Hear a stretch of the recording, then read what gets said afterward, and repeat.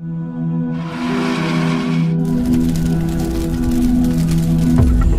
spirit, please come. Passing spirit, please.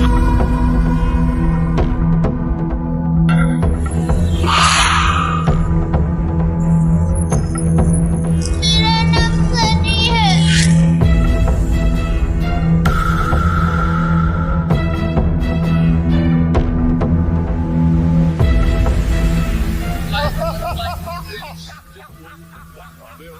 कैसे होगी रू बाबा की एंट्री? आदित्य को कहाँ दिखे भूत? कैसे होगा आदित्य पागल? हेलो दोस्तों, मैं हूँ स्प्रिया। मैं हूँ आज के लिए आपकी होस्ट और दोस्त, और आज खबर लेकर आई हूँ फिल्म भूल भुलैया 3 के बारे में। हिंदी फिल्म इंडस्ट्री में बीते कुछ सालों में काफी बदलाव आया है। नाटकीय कहानियों की अपेक्षा अब असल जिंदगी से जुड़ी कहानियों पर जोर दिया जा रहा है। इसकी एक बड़ी वजह है अब दर्शकों की पसंद भी बदलती जा रही है। छोटे बजट की बगैर नाच गाने वाली फिल्में भी सिनेमाघरों में कमाल कर रही है। इसी तरह से हॉरर फिल्मों का दायरा भी पिछले कुछ समय में बढ़ा है। जल्द ही राजकुमार राव और जानवी कपूर हॉरर फिल्म लेकर आ रहे हैं। उससे पहले राजकुमार की फिल्म स्त्री हमने देखी थी। वहीं अक्षय कुमार की लक्ष्मी भी डरावनी फिल्मों की श्रेणी में आती है। विक्की कौशल की भूत और अनुष्का शर्मा की परी भी इसी लिस्ट में है। डर के जरिए मनोरंजन का ये दौर मूक फिल्मों से चला आ रहा है। हालांकि उस वक्त लोग परिवार के साथ ऐसी फिल्में देखना नहीं पसंद करते थे। ऐसे में जिन फिल्मों को हॉरर कहा जाता था उनमें वो हॉरर तो नहीं बल्कि थ्रिलर फिल्में होती थी। 1920 में जब मूक फिल्में बनती थी तब धार्मिक फिल्में ही हॉरर फिल्मों की गिनती में आती थी, जिनमें नकारात्मक किरदारों के जरिए डर पैदा होता था। 1917 में रिलीज हुई दादा साहिब फाल्के की फिल्म लंका दहन और 1924 में आई काला नाग नमक फिल्म को हॉरर फिल्मों की श्रेणी में रखा जा सकता है। ऐसे ही कार्तिक आर्यन और कियारा आडवाणी स्टारर फिल्म भूल भुलैया 2 ब्लॉकबस्टर हिट साबित हुई है। फिल्म अभी तक 171 करोड़ से ज्यादा का बिजनेस कर चुकी है। जाहिर तौर पर पार्ट 2 का बम्पर रिस्पांस मिल रहा है, लेकिन क्या फिल्म का तीसरा पार्ट आएगा?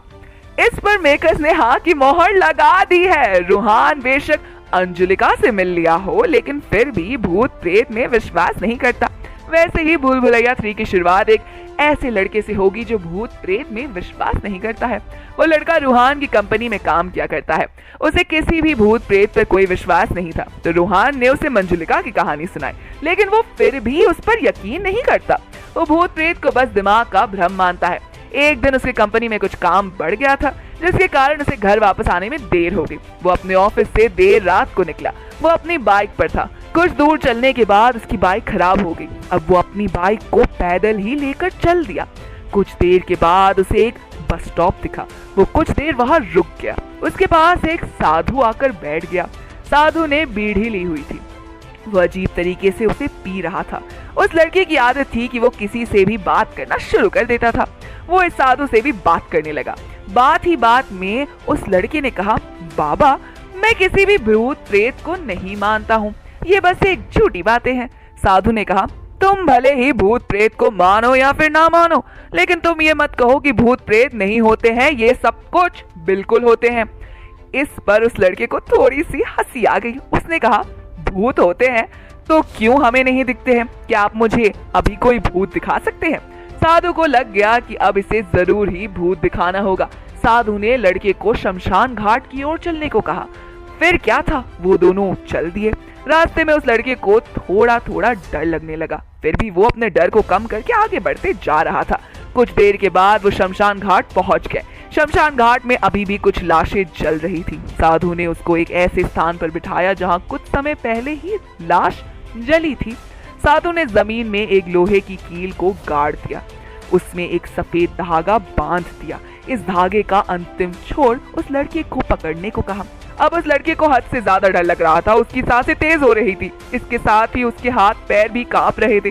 फिर भी उसने धागे को पकड़ लिया। साधु ने खाने वाले बताशे को 4 जगह पर रख दिया। जब तक वो इसको खाकर चले न जाए तब तक तुम अपने हाथ के धागे को मत छोड़ना। यदि तुम ऐसा करते हो तो तुम्हें नुकसान हो सकता है। फिर साधु से मंत्र पढ़ना शुरू कर दिया। कुछ मंत्र पढ़ने के बाद साधु ने इस लड़के को आंख बंद करने को कहा। फिर कुछ देर के बाद ही आंख खोलने को कहा। जब उस लड़के ने आंख खोला तो वो जो देख रहा था उसे उसके ऊपर विश्वास ही नहीं हो रहा था। वास्तव में वहां 4 आत्मा थी जो कि बताशों को खा रही थी। लेकिन जब उसने ये देखा कि उसके पड़ोस में रहने वाले व्यक्ति की आत्मा भी वहां है जो कि कुछ दिन पहले ही मर गए थे, तो उसके हाथ से धागा छूट गया। अब वहां पर वो साधु भी नहीं था। वो लड़का तेजी से शमशान घाट से अपने घर की ओर भागने लगा। जब अपने घर की ओर जा रहा था तो उसे पीछे से कोई कुछ नाम बुलाने की कोशिश कर रहा था। उसको पीछे से कई तरह की आवाज आ रही थी। उस लड़के ने पीछे मुड़कर नहीं देखा। अपने घर जाने के बाद उसने ये सब कुछ अपने माता पिता से बताया। फिर वो अपने कमरे में सो गया। अगले दिन उसे फिर से वही सब दिखने लगा। तब उस लड़के ने, जिसका नाम आदित्य था, उसके माँ बाप ने रू बाबा को उसे ठीक करने को बुलाया।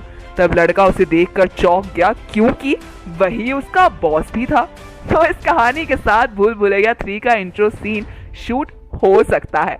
हालांकि आदित्य नाम के लड़के की कहानी बस रू बाबा की एंट्री के लिए रखी जाएगी ताकि कहानी को पहले पार्ट से जोड़ा जाए। इससे पता चलता है कि रू बाबा की पॉपुलैरिटी अभी भी बरकरार है।